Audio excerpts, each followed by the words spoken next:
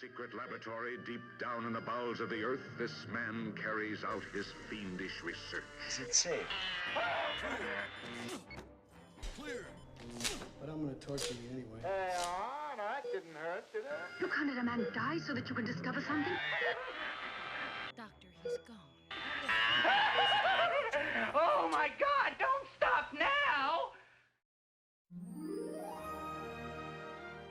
Happy Pride Month to all who celebrate. And for those that don't, what is it like living in hate? Hey!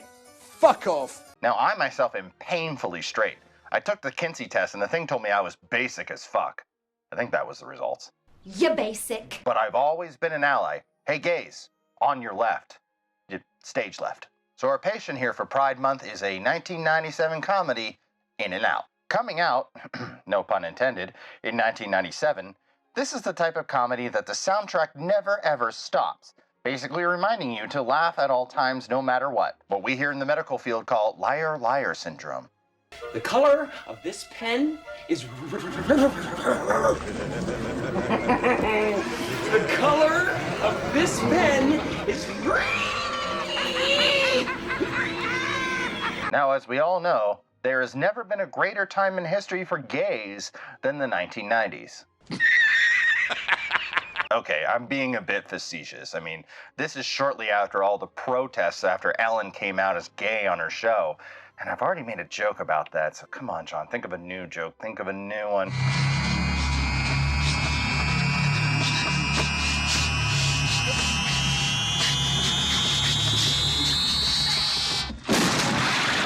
Oh, there it is. The movie revolves around a small-town English teacher named Howard Brackett. He likes, shall we say, the more civilized things in life. Poetry, romance, and bike riding. Oh no, he's not gay. He's just one of those assholes who's getting his cardio in while I'm trying to merge. Hey, I get it. Exercise is important, but stick to the bike pass. I live here in Pittsburgh and they're a death trap. He's engaged to Emily. Wait, Howard, stay away from her. She still hasn't gotten over that wrong Barbie. My birthday. I was 10.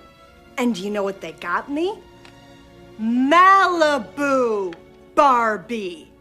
Malibu Barbie. The nightmare. But before they tie the knot, a famous alum from the high school that Howard and Emily taught wins an Oscar for playing a gay character in a movie within a movie that seems like it had more satirical chops than the movie we got. Oh no, I've gone cross-eyed. So he claims he can't marry Emily, glibly, until Cameron Drake, the person I just mentioned, wins an Oscar. It says that Cameron is up for the Oscar at the 68th Annual Academy Awards, but if you do your math just right, it would actually be the 69th. Nice. After Cameron wins the Oscar, he dedicates it to Howard, who he then proclaims is gay. To Howard Brackett from Greenleaf, Indiana. Oh, wow. Oh, wow. Oh. And he's gay.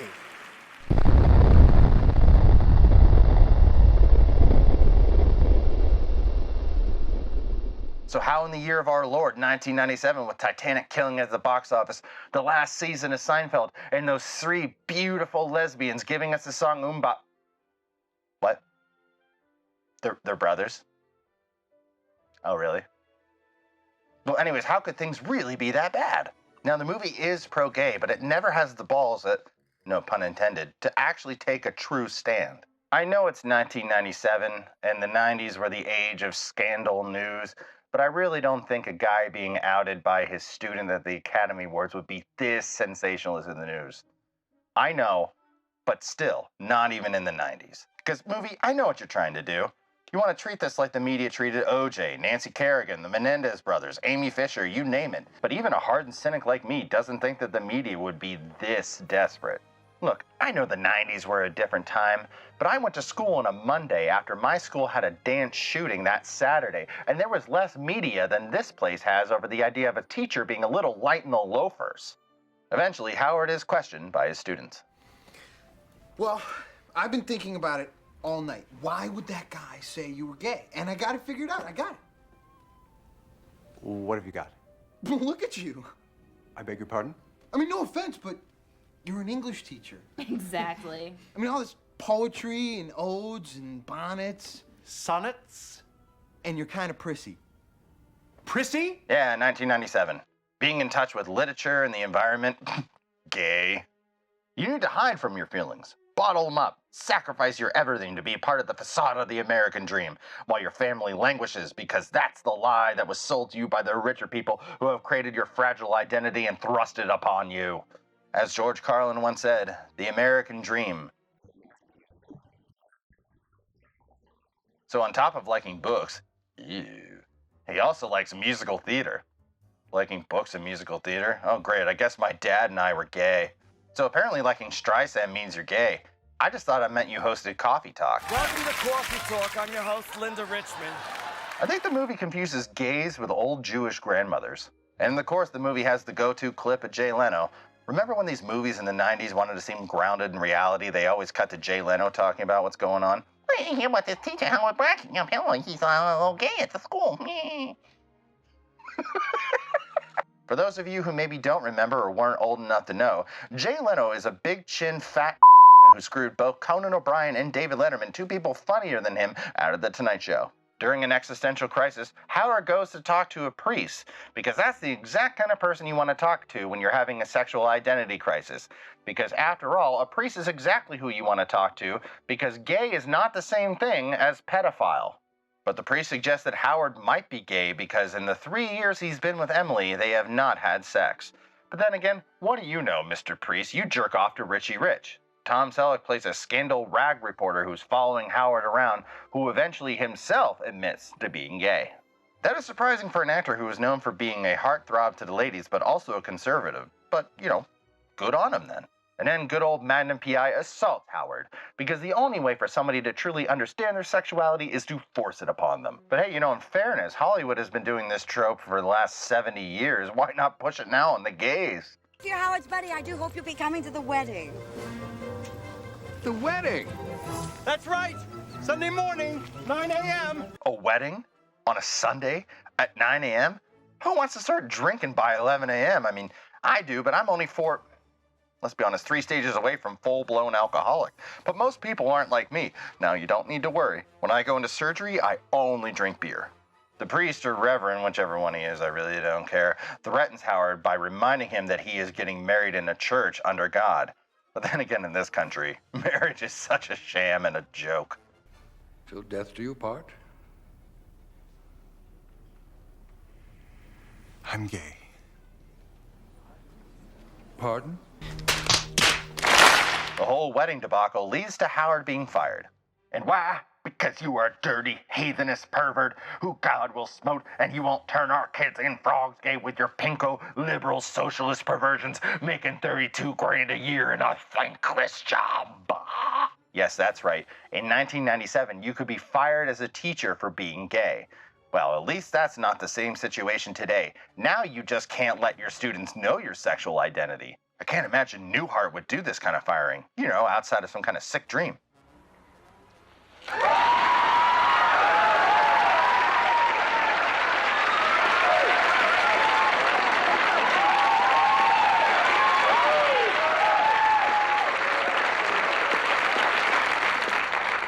All right, Bob.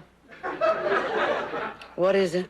I was an innkeeper in this crazy little town in Vermont. We all knew I had to sneak a Newhart reference in there somewhere. And then Howard is not even welcome at graduation, even though he was all of the students' favorite teacher. Well, before they found out about the butt stuff. Howard shows up to graduation anyways because fuck the police. Or I guess in this case, the school board, and takes his rightful place where he should be anyways. Cameron Drake also shows up to graduation to the cheers of the female students. Hey, you stay away from these students after the graduation, young man. I know your track record. And he wonders why Mr. Brackett didn't win Teacher of the Year. And since Mr. Brackett's gay, that he's gonna send out some kind of voodoo vibes or gay microwaves and make everybody else gay. Well, seniors, you've all had Mr. Brackett. Is that the way it works? This leads to everybody in the auditorium standing up for him, including his parents and everybody else, to raucous applause, and then Cameron Drake hands him his Oscar. I had Mr. Brackett for senior English. He taught me Shakespeare. Well, he was my track coach, and he also helped me get into college. I just realized that what Mr. Hallowell said is right. Must have rubbed off. I'm gay. Captain, my captain. I had Mr. Brackett all year, and oh my God, I'm gay. I'm Spartacus. I'm Spartacus. I'm a member of the community, and I don't mind that Howard's gay. But you're his brother. As you know. So you know what that means. Uh-oh. I must be gay. You hear me? Oh, Captain, my captain. Excuse me, I'm a parent. I've lived in this town all my life. I'm Howard's father. And I'm gay. Rodney King! Rodney King! Rodney King! Rodney! I'm Howard's mother, and I'm very proud of him. And I'm a lesbian. I used to masturbate. Constantly. We're with you, Chad! I want your body! Excuse me. Hi. I run the bridal barn for Better Brides, and I can tell you, Howard has perfect taste. So do I. So, I'm gay. I'm Howard's stylist, and I'm gay. And I'm bald. I'm not only the hair club president, but I'm also a client. I deliver Howard's mail and everybody else's. I'm a federal employee, and I'm gay. Fire Chief Fred Mooney and the Volunteer Fire Brigade. Howard has always been ready to lend a hand. Gay! If I can change, Я думаю, что каждый тоже изменился and сегодня. you can change, Вы можете измениться. everybody can change. Каждый может измениться!